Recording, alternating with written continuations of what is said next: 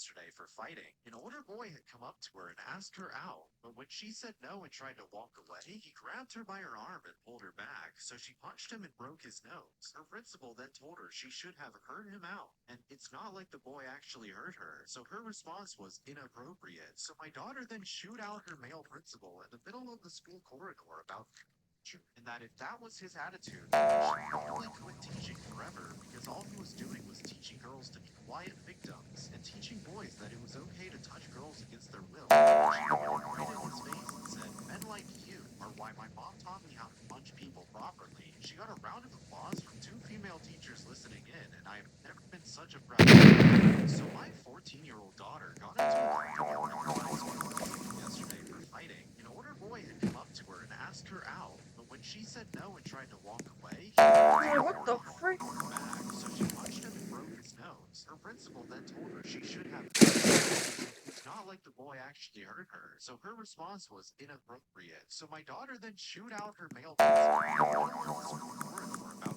culture, and that if that was his attitude, then he should probably quit teaching forever because all he was doing was teaching girls to be quiet victims and teaching boys that it was okay to touch girls against their will. And she looked right in his face and said, "Men like you are why my mom taught me how to punch people properly." She got a round of applause from two female teachers listening in, and I have never been such a proud mom.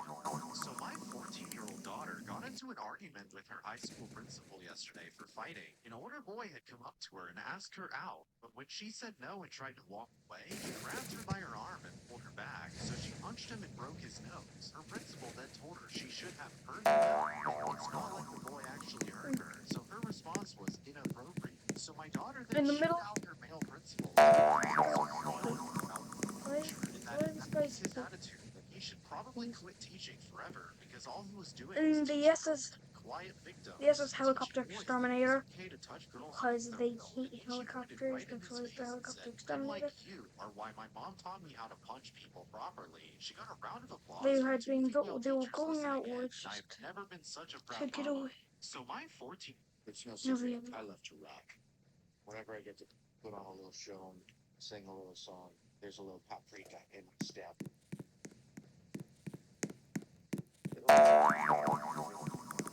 One of the helicopters Me and the boa throwing down. Shakes.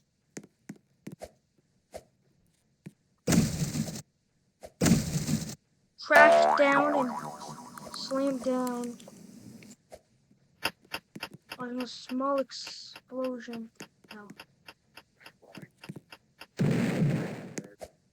Doing my hair. Sounds pretty catchy. I think people would love when the audience is together.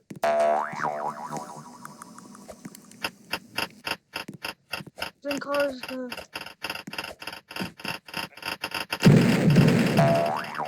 explosion that ricocheted straight through the ship. Couldn't say cut. It's no secret. I love to rock. Whenever I get to put on a little show, sing a little song, there's a little paprika in my step.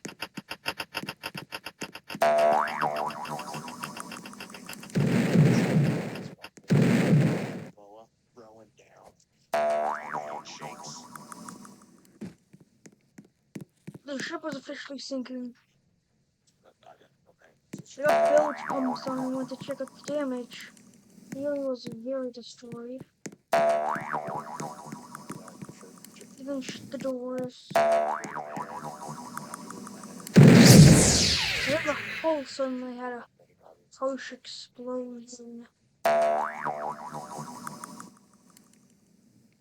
There was some weight over on the side of the ship. I don't think we're gonna take it.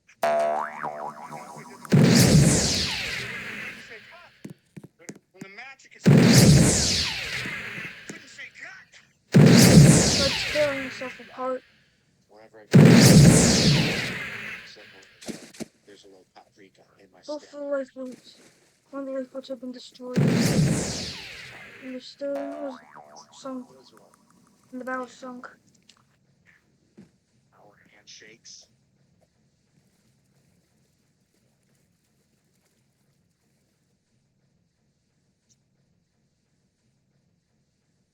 Oh, I haven't had that. Here we are.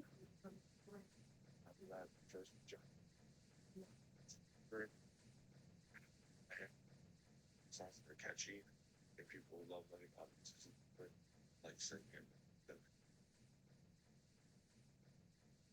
How does someone think you would be?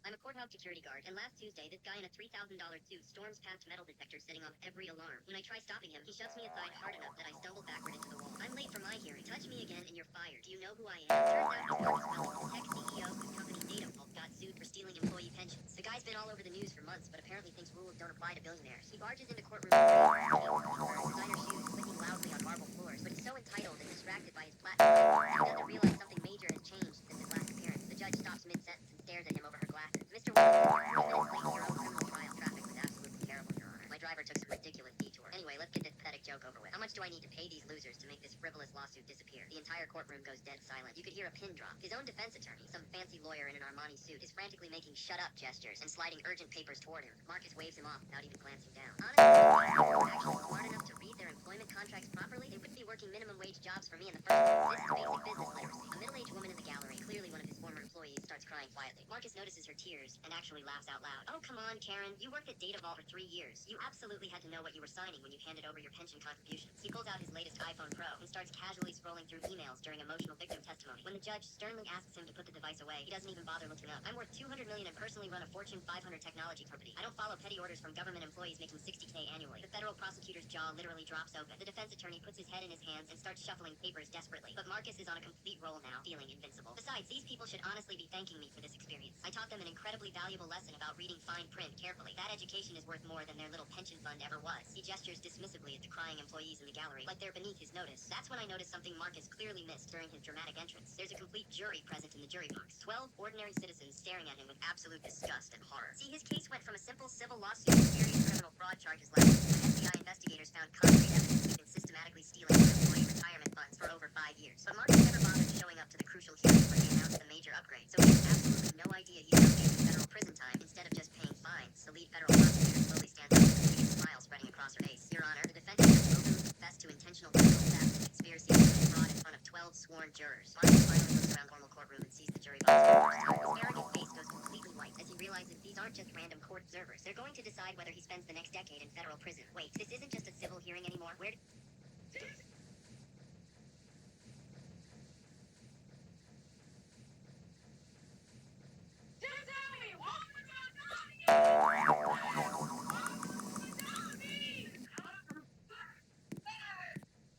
you trust me? Yeah, trust. Good. Okay. Are you ready? Yeah. Sweet dreams, baby.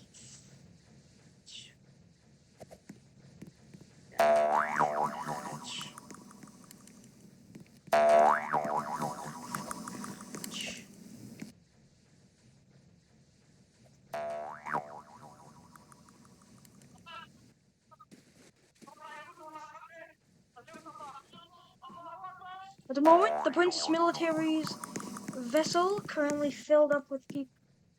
just filled with people. So, on the warfare crafts.